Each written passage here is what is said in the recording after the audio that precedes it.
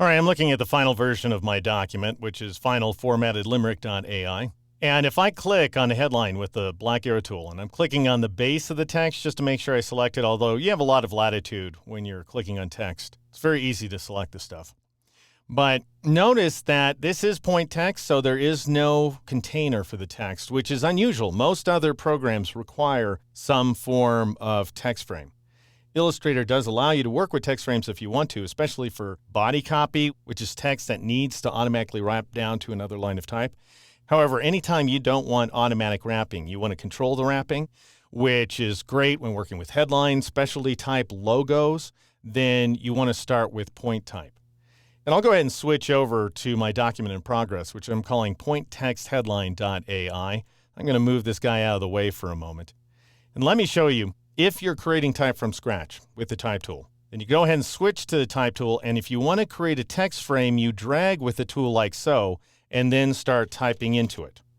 Let's say that's not what you want. I'll press the escape key and then go ahead and press the backspace key to delete that text object. If you want to create point text like we have here, then again, you switch to your type tool and you just click and you create this blinking insertion marker. You go ahead and enter your type. If I press the escape key, then you'll see that I have type that aligns to a point.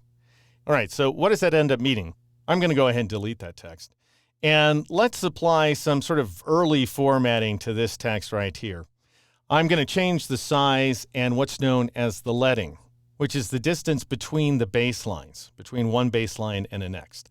It looks like the word, if you've never seen it before, it's spelled L-E-A-D-I-N-G. So it looks like the word leading, but it's actually leading because back in the hot metal type days, they'd actually use rows of lead to space the text. So how do we get to the leading controls? Well, a couple of different ways to get there. You can see when text is selected like it is, and then text can either be selected with the black arrow tool if you want to affect the entire text object, which is what I want, or you can just select some text using the type tool. And when text is selected, then you can see some formatting controls up here in the control panel, including the word character and the word paragraph. Character brings up the character panel like so. And what we're seeing here are character level formatting attributes. In other words, attributes that affect single characters at a time. So if you want to format just a selected character of type or a selected word, then these formatting controls are available to you. But if I've got the entire thing selected, then I'll apply my character level formatting attributes to all of the selected text.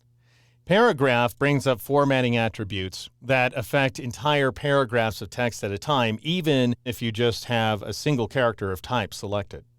But your main attributes are the character attributes. So I'll go ahead and click on character. And notice there's my size value right there, my type size value. And next door is my leading. So if I click on this sort of growing T here, that'll select the type size value. And let's say I'll go ahead and change it to 58 points, something very large. Leading will automatically change by default. And when you're working with auto leading, you can see the auto leading value in parentheses. And by the way, auto leading is 120% of the type size. So if you were to multiply 58 times 1.2, then you would get 69.6. However, you can override that. You can enter your own leading value, which of course is, again, going to control the distance between the baselines. And I'm going to change my leading to 62 and then press the tab key. And you can see that that goes ahead and moves the lines closer together. All right, now I'm going to hide the character panel just by pressing the Enter key or the Return key on the Mac. And you can see, if I were to scroll over a little bit here, that my text has no constraints whatsoever. It's just going to keep going as long as it wants to, meaning that it can flow over multiple artboards or it can flow into the pasteboard and so forth. Obviously, we're not going to want that long term, but I just want you to know that that's the way point text works. Completely unconstrained text. All right, I want to format this headline onto 2 lines of type. And so because there is no auto wrapping, what I'll have to do is double click at this location right there in order to set my insertion marker right before the P in project. And then I'll press the backspace key or the delete key on the Mac to get rid of that space character. And I'll press the Enter key here on the PC or the Return key on the Mac in order to knock that text down onto the next line. And then I'll press the Escape key in order to switch back to the black arrow tool.